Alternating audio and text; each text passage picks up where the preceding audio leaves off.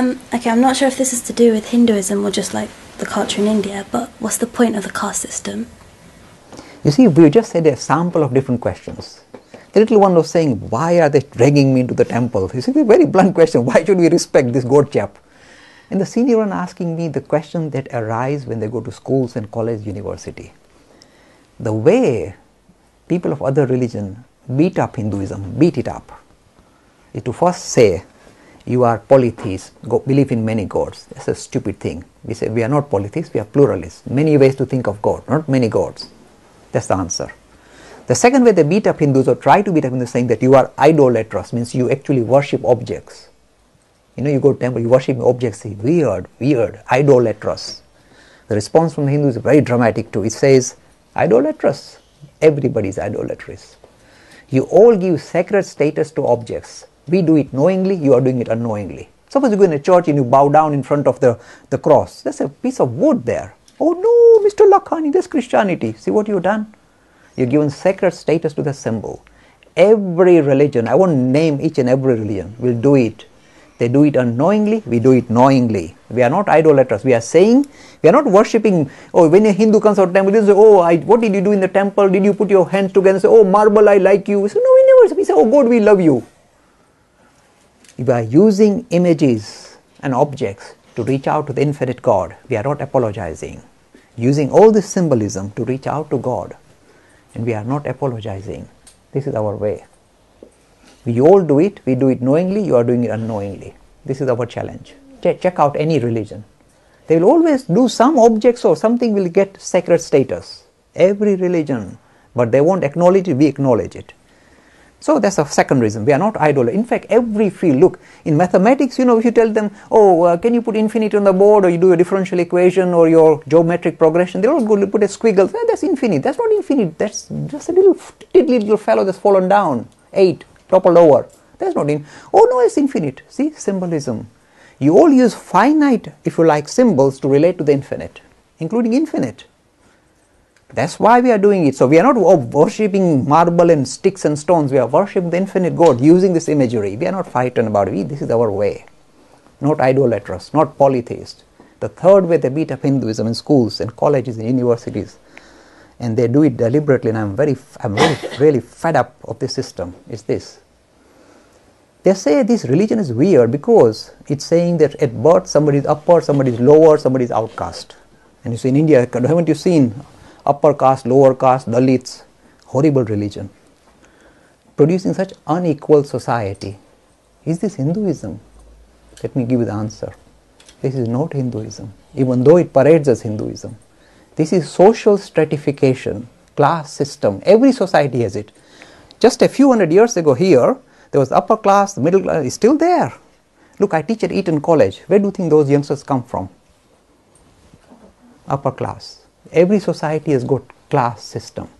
In India, it paraded as religious teaching, the caste system. It is nothing but stratification of society. It is not a good thing. It is oppressive. It is an atrocity. You see, whenever you do that, somebody is just born, you say, oh, you are lower. Why? How dare you do that? Now, where is this idea come from, and what is the clear position of this idea in Hinduism? In the Rig Veda and the Purushokta, this is the only comment it makes. See, he says, all of us have got different skills. We must use our skills fully for the betterment of greater society. That's the only comment. We all are different. Some are very intellectual, some are very physical, some are strong, some are not strong. We all have specialities. We must use all of us are different in some way. We must use our speciality for the betterment of greater society. That's what it's saying. That's the only comment. It doesn't say it's hereditary. It doesn't say it comes from your father. Doesn't say it's hierarchical, doesn't say, oh, the arm is important, more important than the leg. If the leg is not, the arm will fall down. They all fulfill different roles, but that doesn't mean one is higher than the other. This is the only mention in the Purushokta. Division of labor in society based on your ability, age and ability. This is called the Varanashram Dharma. Clear idea. Nothing wrong. Every modern, suppose in this country, suppose at 11 they say, okay, this guy should go into physics, science, this one must do maths, this is good for art. They start streaming people. They say this is his speciality. Let him master that particular skill and become a productive person in society. So every society we use streaming in order to make sure that you make maximum use of all the different skills in their people. That's normal. We do it in this country. It's called 11 plus or SATs. That's what they're doing.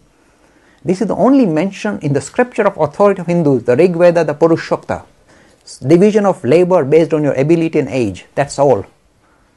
In the Bhagavad Gita, what does they say about Brahmin? How does they define the Brahmin? Think about it. In chapter 18, it'll say Brahmin is a person. Look at it. It doesn't say whose father is a Brahmin. Thank God Krishna didn't do that. He said that Brahmin is a person who is established in truth. He's just naturally truthful. He just can't lie, the poor chap. He's always content by nature. Very content by nature. And leads a God-centered life. Means always thinks of higher things. Not material things, not possession and property, but philosophy and religion and spirituality.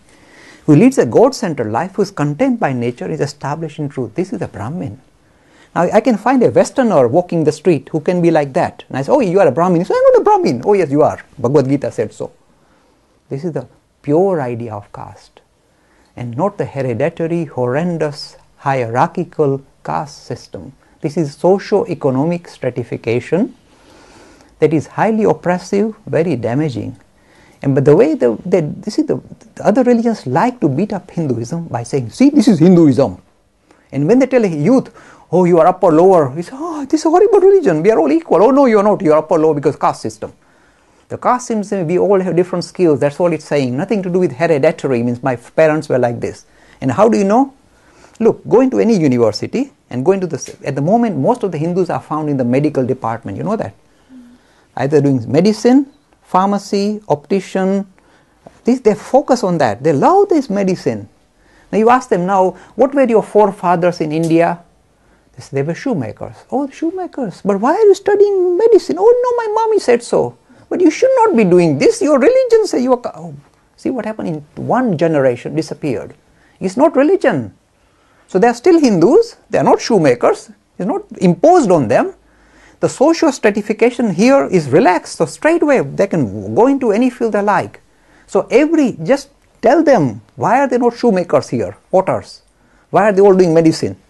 There is no hereditary caste system. This is nothing to do with Hinduism. It is socio-economic stratification of society. Every society does it. We have done it in India, we still do it. In the village, the potter's son is stuck because he can't get anywhere. But if Bill Gates says, okay, IT technology, says, yep, potting, no more pots, IT. He will leave it like that. Once he's given the freedom, he will break it. But he's stuck then, if otherwise he'll die. So the potter's son will be a potter because he's stuck. Not to do with religion. Didn't say the religion forces you to be like that. Nothing. Please be very severe. If anybody mentions the word caste, just as I jumped up just now, you jump up and dive in.